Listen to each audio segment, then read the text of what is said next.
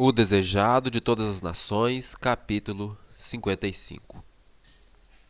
Muitos dos que rejeitaram João e se opuseram a Jesus, eles sugeriam a cada instante que a missão de Jesus tinha fracassado. Eles diziam que o reino dele não havia aparecido. Jesus então respondeu: O reino de Deus não é visível para vocês, não. O reino de Deus está entre vocês. O reino de Deus começa no coração. Não esperem um poder terreno para dar sinal de sua vinda. Jesus então se voltou para os discípulos e disse: Vocês, meus discípulos, vocês vão sentir saudade desses dias. Vai chegar esse tempo, mas vocês vão querer me ver e não vão poder me ver. Vocês vão olhar para trás, sentir saudade das oportunidades que vocês têm hoje, andar e falar com o Filho de Deus. Somente depois que o derramamento do Espírito Santo aconteceu, é que eles apreciaram plenamente o caráter e a missão de Jesus. Perceberam então a glória do Senhor. Era como se eles acordassem de um sonho. E eles diziam: quão vagamente compreendemos as Escrituras. Eles queriam ver Jesus de novo e não podiam ver. Como queriam ter Jesus por perto para explicar aquelas passagens que eles não conseguiam compreender. Lamentavam que a sua fé tivesse sido tão fraca, a ponto de não entender a realidade. Os discípulos então ficaram com remorso, porque eles deixaram que a descrença predominante contaminasse as suas opiniões. E eles perguntavam: por que nós seguimos numa direção contrária que foi preciso que Cristo nos reprovasse? Deixamos a oposição dos sacerdotes e rabinos confundir nossos sentidos. E não entendemos que alguém maior que Moisés estava entre nós e mais sábio que Salomão. Nossos ouvidos estavam tão insensíveis e eles se lamentavam por causa disso. Aí nós podemos compreender o que está escrito em Atos 5,41. Quando esses mesmos discípulos eram perseguidos, sofriam, eram presos pelo nome de Jesus, eles ficavam alegres porque eles diziam assim: graças a Deus, ele reconheceu que nós somos dignos de ser humilhados por causa do nome dele. Nós perdemos a oportunidade enquanto ele estava na terra, mas agora nós estamos dispostos a ser humilhados pelo nome de Jesus. Eles consideravam aquele sofrimento um privilégio. Sem o Espírito Santo, nenhum ser humano pode discernir a glória de Cristo. A verdade e a obra de Deus não são apreciadas por cristãos amantes do mundo, nem por cristãos permissivos. Os seguidores de Cristo não serão encontrados em caminhos fáceis de honras terrenas ou de conformidade com o mundo. Eles estão numa estrada bem longe, nas estradas da labuta, da humilhação, da injúria, na primeira linha da batalha contra principados, potestades, príncipes das trevas deste século, contra as hostes espirituais da maldade. Eles são incompreendidos, caluniados e oprimidos pelos religiosos. O reino de Deus, ele não vem com manifestação exterior. O evangelho, ele nunca pode se harmonizar com o mundo. São antagônicos.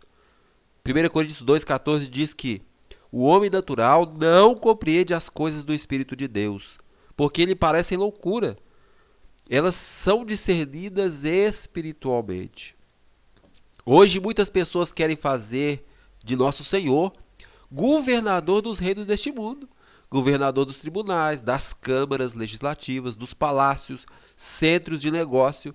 Esperam que Jesus governe por meio de decretos, reforçados pela autoridade humana. E como Cristo não está aqui, eles dizem que vão agir no lugar de Jesus. Era justamente isso que os discípulos queriam nos dias de Cristo, os judeus também. Porém, Jesus lhes disse: meu reino não é deste mundo. E não foi só uma vez, foram várias. Meu reino não é deste mundo, meu reino não é deste mundo. O governo que Jesus vivia, ele era corrupto, opressor. Havia abusos terríveis, extorsões, intolerância, crueldade. E o Salvador, no entanto, ele não tentou nenhuma reforma, não atacou nenhum abuso, não condenou os inimigos da nação, não interferiu na autoridade dos que detinham o poder. Aquele que foi nosso exemplo se manteve, atenção, à distância dos governos terrestres. Não porque ele fosse indiferente aos pesares humanos, mas porque a solução não estava em medidas humanas e exteriores. Era preciso a cura que regenerasse o coração. O apóstolo Paulo, quando chegou em Corinto, aquela cidade rica, populosa e ímpia, poluída pelos vícios do paganismo, o que ele disse? Nada propus saber entre vós, só Cristo e Cristo crucificado. Esse era o interesse de Paulo. Hoje, como nos dias de Cristo, a obra do reino de Deus não está nas mãos dos que clamam pelo reconhecimento e apoio de líderes terrestres e de leis humanas. Ela está nas mãos dos que proclamam para o povo, em nome de Cristo, as verdades espirituais que produzem a mesma experiência de Paulo. Fui crucificado com Cristo, já não sou eu quem vive, mas Cristo vive em mim. A obra do reino de Deus não está naqueles que ficam procurando apoio de governantes, de políticos, não. Alguns então poderão argumentar, mas José, Daniel e Esther, eles trabalharam como agentes políticos no reino do Egito, Babilônia e Pérsia. Mas isso ocorreu por ação direta de Deus e antes que houvesse sido inaugurado o reino dos céus. Observe as seguintes passagens. Mateus 4,17 diz: Daí por diante passou Jesus a pregar e dizer: Arrependei-vos porque está próximo o reino dos céus. João 17, 14 a 16 diz: Eu lhes tenho dado a tua palavra. O mundo os odiou, porque eles não são do mundo, como também eu não sou do mundo. Não peço que os tires do mundo, e sim que os guardes do mal. Eles não são do mundo, como também eu não sou. A partir da inauguração do reino de Jesus, do reino dos céus, a orientação foi diferente.